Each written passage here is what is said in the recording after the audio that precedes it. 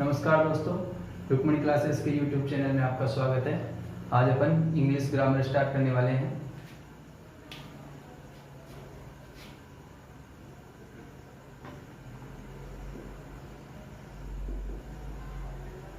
English grammar.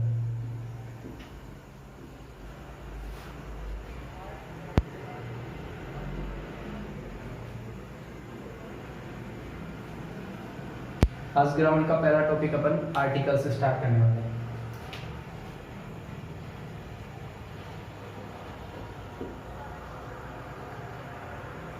Articles तीन होते हैं, ए, एन और दी।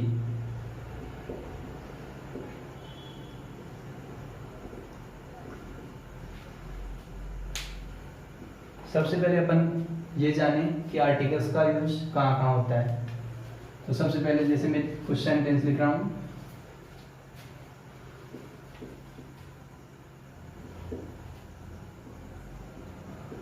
She is girl. ये पहला सेंटेंस है। दूसरा सेंटेंस है शी इज ब्यूटीफुल।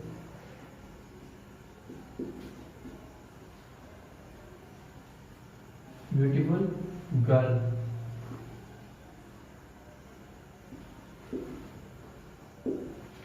तीसरा सेंटेंस लिखता हूं, शी इज वेरी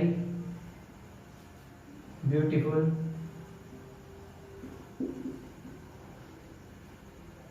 गर्ल।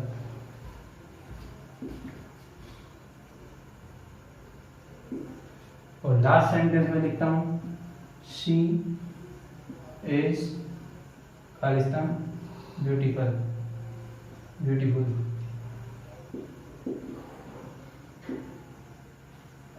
ये चार सेंटेंस अपने पास हैं। पहला है शी इज गर्ल, दूसरा है शी इज ब्यूटीफुल गर्ल, तीसरा है she is very beautiful girl और चौथा है शी इज ब्यूटीफुल।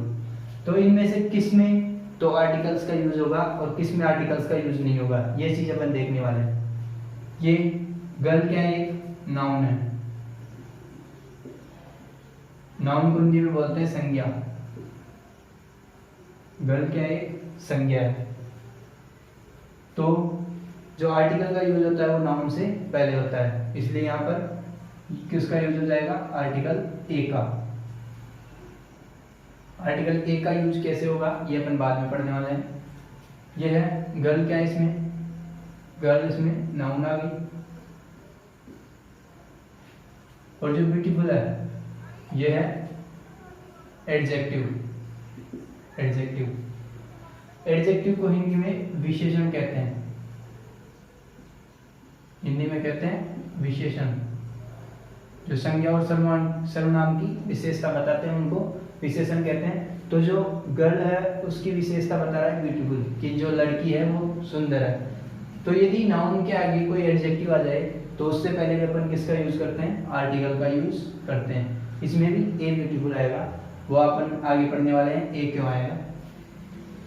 अगला है she is very beautiful girl. इसमें गर्ल क्या है? नाउन।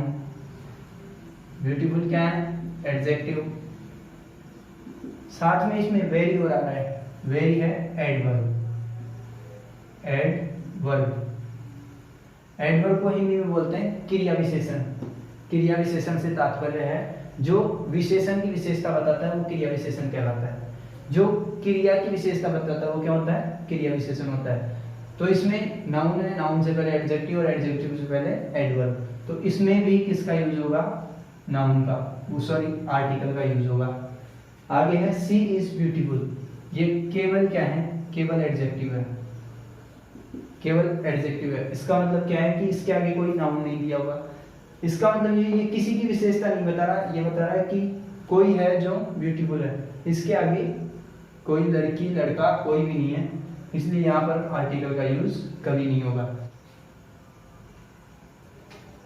अब ए और एन का यूज सीखने से पहले अपने को सीखना होगा अल्फाबेट्स।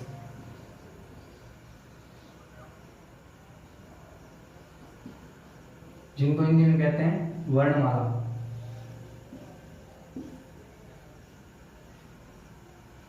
अल्फाबेट्स दो प्रकार के होते हैं,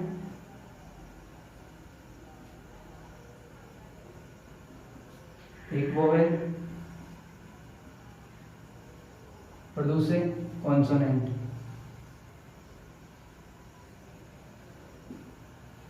वोवेल को हिंदी में स्वर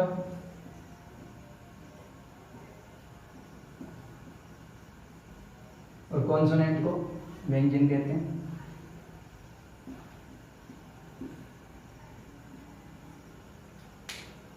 इंग्लिश में जो अपने स्वर हैं, वोवेल हैं, वो 5 हैं।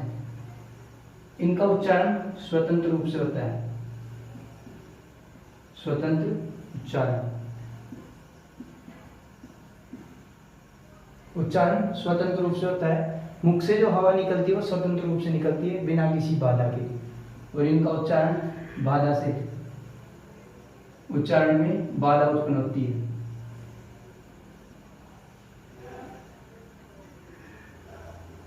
इनके उच्चारण में बाधा उत्पन्न होती है, स्वतंत्र रूप से हवा नहीं निकल पाती है। इंग्लिश में इनकी संख्या है 5, ए, ई, आई, ओ और यू। और बाकी के जो बचे 21 अल्फाबेट्स,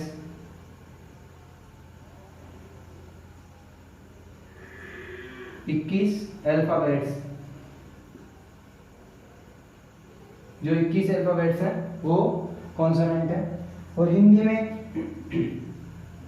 है आ, ई, हिंदी में आई, और इंग्लिश में सॉरी व्यंजन क ख ग होते हैं, क ख ग। अपन ए और ए एन का प्रयोग सीखने वाले, ए और ए एन के प्रयोग में हिंदी वाले अल्फाबेट्स अपने काम में आने वाले हैं, क्योंकि जो उच्चारण होता है उसके अनुसार ही अपन यूज करते हैं ए और ए एन का।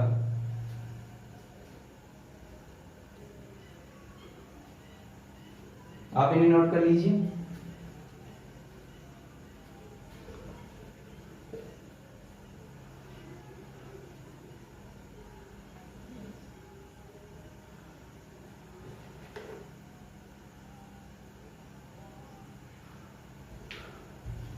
नोट कर लिया होगा आपने।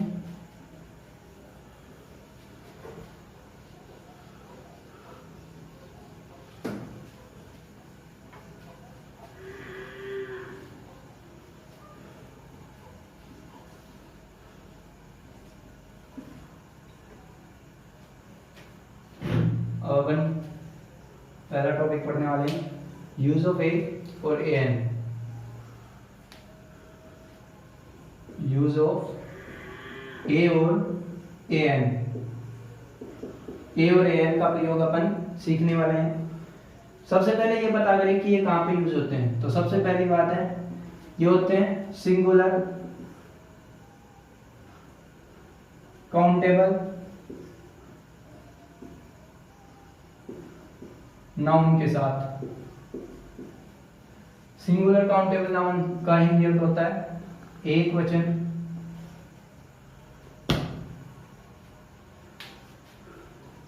एक वचन, गणनीय संख्या, गणनीय संज्ञा, एक वचन गणनीय संज्ञा। साथ में ही इनका यूज होता है अननोन नाउन के साथ। अननोन नाउन के साथ। अननोन नाउन से तात्पर्य है जिस नाउन को या जिस संज्ञा को अपन जानते नहीं है। अनिश्चित संज्ञा जो है, जिससे अपनी पहचान नहीं है, अनिश्चित संज्ञा। जैसे अपन बोले कि कोई आया है, कोई मतलब अपने को पता नहीं कौन आया है, इसलिए वो अनिश्चित हो गई। तो अनिश्चित संज्ञा के लिए इसका यूज किया जाता है। तो अब देखते हैं ए और ए एन का यूज कैसे होता है। तो ए का यूज हमेशा होता है उच्चारण में व्यंजन। अपन जब किसी भी वर्ड का उच्चारण करते हैं तो उसमें व्यंजन आता है, तो उसमें ए का यूज होता है। और उच्चारण करने पर यदि स्वर आता है तो उसमें ए एन का यूज होता है। सबसे पहले लिखते हैं ए का प्रयोग। रूल नंबर 1 लिखते हैं,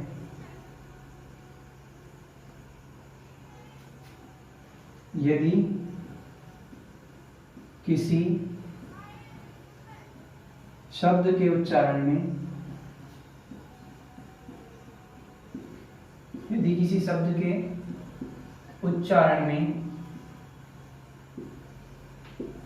प्रथम ध्वनि स्वर की आती है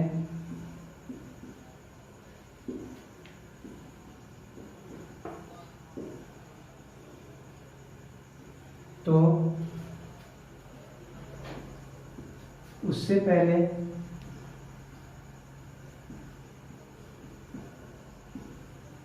आर्टिकल एन का यूज होगा, एन का प्रयोग होगा या यूज होगा।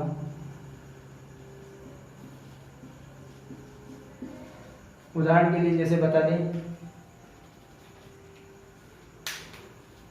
एग्जाम्पल है, एग्जाम्पल के लिए बता दें, एप्पल। एप्पल में ए से शुरू हो रहा है, तो एप्पल का मतलब ए से शुरू हो रहा है, तो ए क्या है, स्वर है, इसलिए इससे पहले किसका यूज होगा, ए एन का। एरोप्लेन,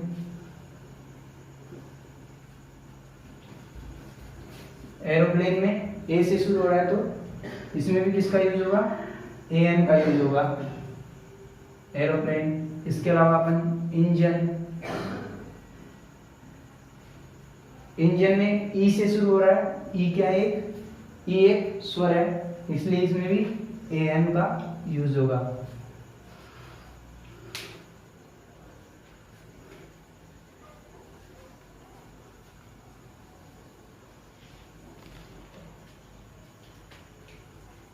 इसी में दूसरा लिखते हैं, यदि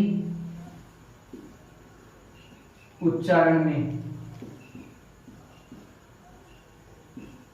प्रथम ध्वनि, उच्चारण करेंगे उसकी बात चल रही है, उच्चारण में प्रथम ध्वनि व्यंजनों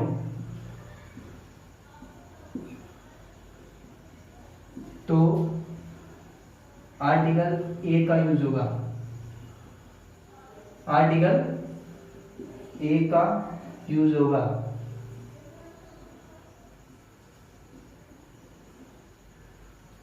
जब उच्चारण में प्रथम ध्वनि व्यंजनों तो किसका यूज होगा, आर्टिकल ए का। फॉर एग्जाम्पल बॉय, बॉय में अपन बी से शुरू करते हैं, बॉय, ब क्या है, ब एक व्यंजन है, इसलिए यहां पे यूज होगा ए का। इसी तरह अपन लेते हैं man, M A N, man. Man में किसका यूज होगा, मैं एक व्यंजन है, तो इसमें भी यूज होगा अपने ए का। इसी तरह और एग्जांपल्स ले सकते हैं, जैसे काऊ, काऊ के आगे ए का यूज होगा, जैसे ए बफेलो, एटसेट्रा। ये ऐसे बहुत से एग्जाम्पल अपन ले सकते हैं जो कि जिनमें ए का यूज होगा। आप इन्हें नोट कर लीजिए।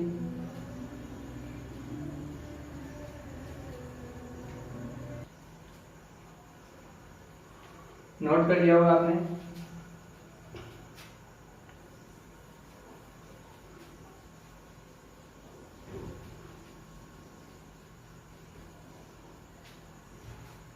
अब कुछ वर्ड्स अपने पास ऐसे आते हैं जिनमें इंग्लिश में तो वो स्वर से शुरू होते हैं, मतलब वोवेल से शुरू होते हैं, लेकिन अपन उनका उच्चारण करते हैं तो उनमें कॉन्सोनेंट आ जाता है पहले, जैसे यूरोपियन,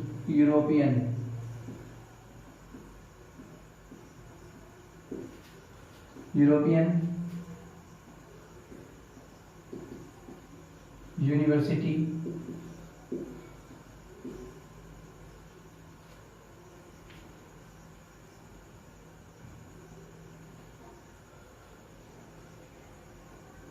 यूनिफॉर्म,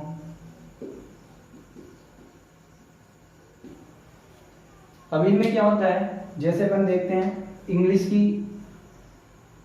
के हिसाब से अपन देखते हैं तो ई, इसमें यू और इसमें भी यू आ रहा है। इनका वैसे उच्चारण एक और लिख लेते हैं अपन, एम ए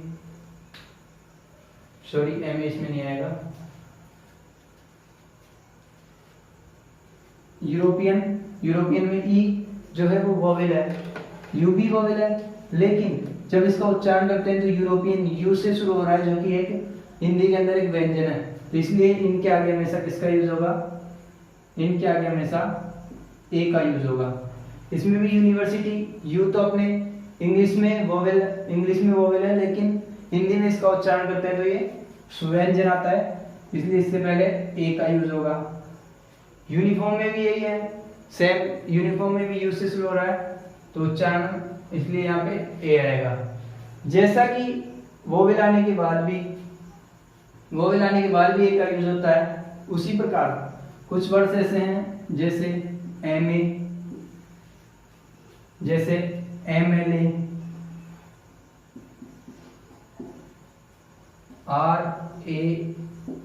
RAS ऑफिसर।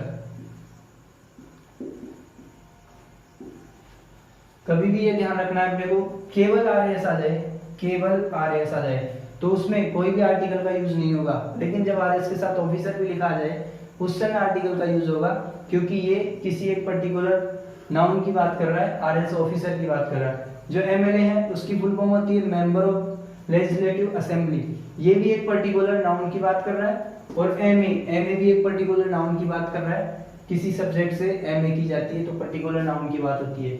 ये भी सेंटेंस में आते हैं तब ये नाउन की बात हो जाती है, और इसमें भी सेंटेंस में करेंगे तो नाउन, ये सेंटेंस में यूज करेंगे तो ये अपने अलग से एक नाउन होते हैं।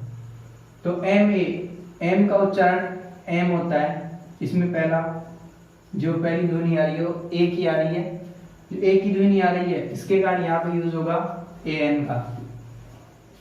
उसी प्रकार MLA में भी एम से ए की ध्वनि शुरू हो रही है, तो इसमें भी एन का यूज होगा। RAS ऑफिसर, आर में आर की ध्वनि आ रही है, इसलिए इसमें भी एन का यूज होगा। नोट कर लीजिए इनको।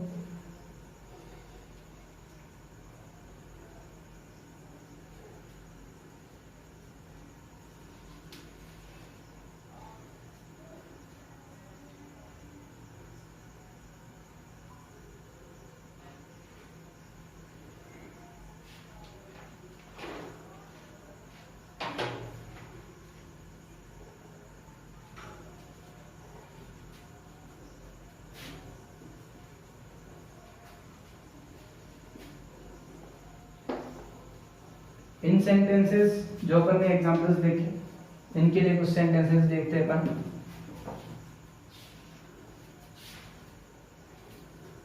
पहला सेंटेंस लिखता हूं, he is Khalistan MA in English. दूसरा sentence, C is MLA।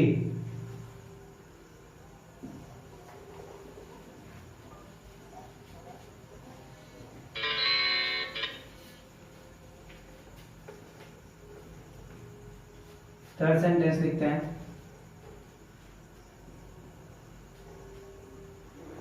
Ram is RAS officer. Fourth sentence लिखते हैं अपन, सीता इज RAS। ये चार सेंटेंस अपने पास है। इन चारों सेंटेंस में अपन यूज करते हैं आर्टिकल्स का, इन चारों सेंटेंसेस में आर्टिकल्स का यूज करते हैं। इसमें ही इज ब्रैकेट दिया हुआ है, फिर बाद में MA इन इंग्लिश, इसमें एम ए इन इंग्लिश दिया हुआ है। मैंने कहा था कि इंग्लिश में एम ए करना, एक पर्टिकुलर नाउन की बात हो गई, तो इस नाउन से पहले किसका यूज होगा, आर्टिकल का यूज होगा। एम ए, एम से ए से शुरू हो रहा है इसलिए यहाँ पे एन आर्टिकल का यूज हो जाएगा। वैसे इसमें देखते हैं सी इज एमएलए, एमएलए में एम से शुरू हो रहा है। एमएलए का मतलब है member of legislative assembly. Member of legislative assembly का मतलब है कि वो विधानसभा की सदस्य है। तो इसको देखते हैं तो इसमें भी ए से शुरू हो रहा है उच्चारण में, इसलिए यहाँ पे भी एन का यूज होगा। यहाँ पे R S officer, R S के साथ ऑफिसर का यूज हुआ है, इसलिए अपने को आर्टिकल का यूज करना है। आर का शुरू, आर से शुरू हो रहा है, इसके कारण इसमें ए एन का यूज होगा। लेकिन जो अगला सेंटेंस अपने पास है, सीता इज आर एस, यहाँ पे आर एस के आगे कुछ भी नहीं दिया हुआ है अपने को। इसका मतलब ये है कि ये किसी पर्टिकुलर नाउन की बात नहीं हो रही है, इसलिए इसके आगे नाउन का यूज नहीं होगा। एक एग्जाम्पल और लिखते हैं अपन।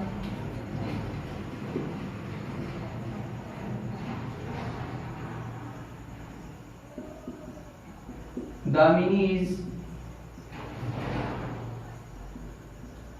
Member of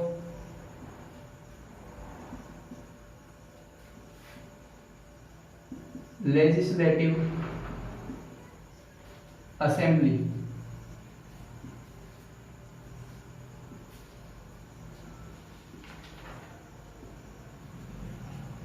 Damini is bracket member of legislative assembly. जो अपन ने पहले किया था एमएलए, एमएलए की फुल फॉर्म होती है मेंबर ऑफ लेजिस्लेटिव असेंबली। अब इसमें अपन एमएलए में एन लगाया क्योंकि एम से शुरू हो रहा है, इस ए से शुरू हो रहा है, ए से शुरू होने के कारण इसमें एन का यूज हुआ। यहाँ पे मेंबर में एम से शुरू हो रहा है जिसके कारण यहाँ पर ए का यूज होगा। इसकी फुल फॉर्म ये है, लेकिन यहाँ पे एन का यूज हो रहा है और यहाँ पे ए का यूज हो रहा है, इसलिए ये ध्यान रखना अपने को।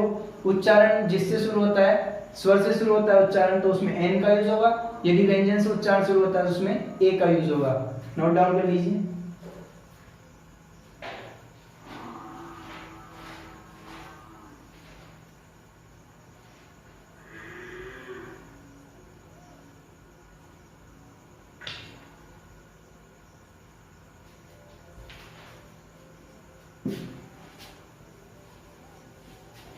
अब अपन कुछ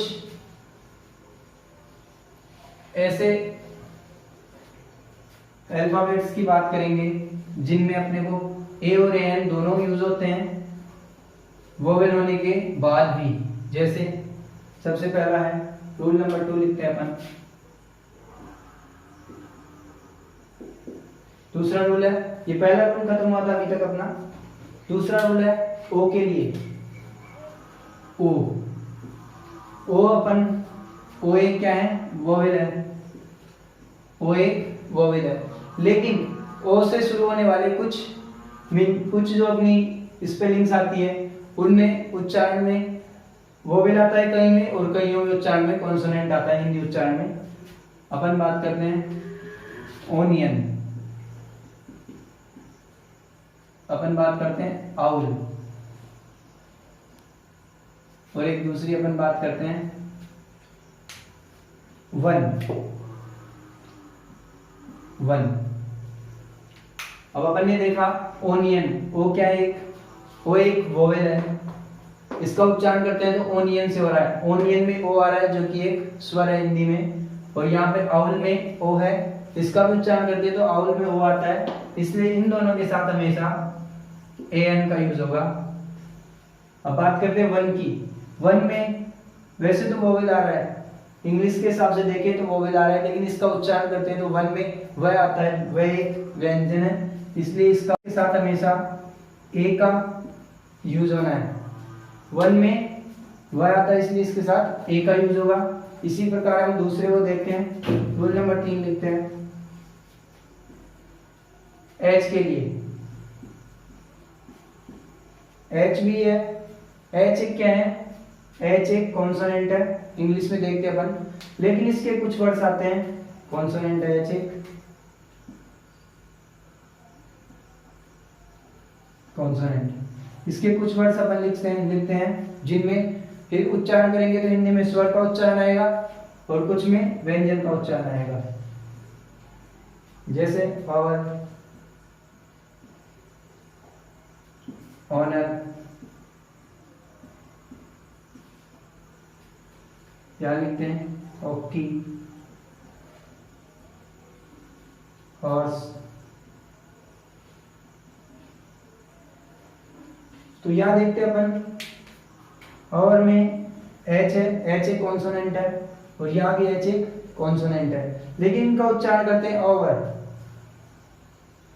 इनका उच्चारण इस प्रकार से आता है, इसका उच्चारण करते हैं तो इसका उच्चारण भी आता है ऑनर, जो कि हिंदी में एक स्वर है ओ, इसलिए इनके साथ हमेशा ए एन का यूज होता है। उसी प्रकार देखते हैं हॉकी, हॉकी में एच है लेकिन इसका उच्चारण करते हैं तो हॉकी, और इसका उच्चारण करते हैं तो हॉर्स, हॉर्स। इसी प्रकार हाउस, हट, और भी दूसरे नाउन्स हैं जैसे हाउस। हाउस से पहले हाउस में भी हाउस, ये जो अपने पास है और इसमें भी है, ये है जो व्यंजन है, इसलिए इसके साथ हमेशा हमेशा ए का यूज होगा। एक कंफ्यूजन करता है होटल में, होटल, इसके उच्चारण, इसको कई बार होटल बोल देते हैं, कई बार होटल बोल देते हैं, लेकिन ये एक अपवाद है, एक्सेप्शन है, ये मान लो। इसलिए इसको हमेशा याद रखना है, हमेशा इसके आगे ए का यूज होगा, होटल। कभी भी एन का यूज नहीं होगा उच्चारण में। हम कभी एन और कभी उच्चारण में होटल और कभी होटल बोल देते हैं, लेकिन हमेशा इसके साथ ए का यूज होने वाला है। नोट डाउन कर लीजिए।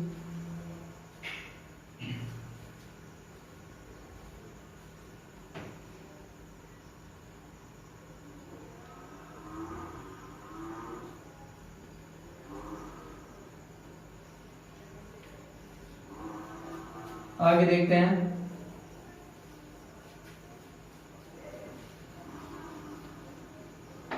और एच के लिए जैसे अपन ने रूल किए उसी प्रकार अगला रूल है फोर्थ।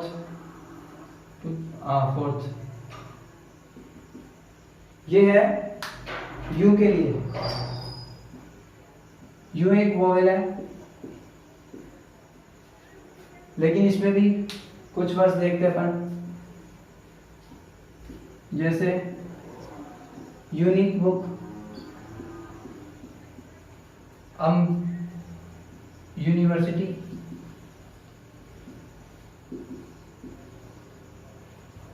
दूसरा देखते हैं तो अम्ब्रेला, अंपायर,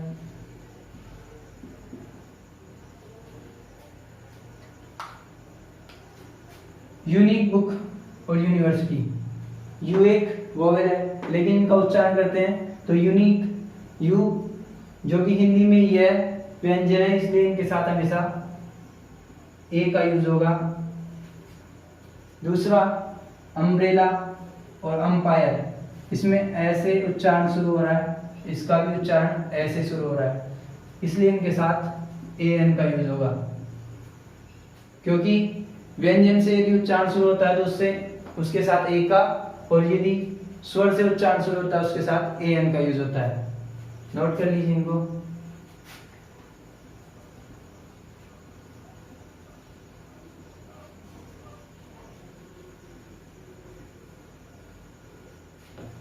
आज की क्लास में इतना ही, आगे नेक्स्ट क्लास में पढ़ेंगे। धन्यवाद।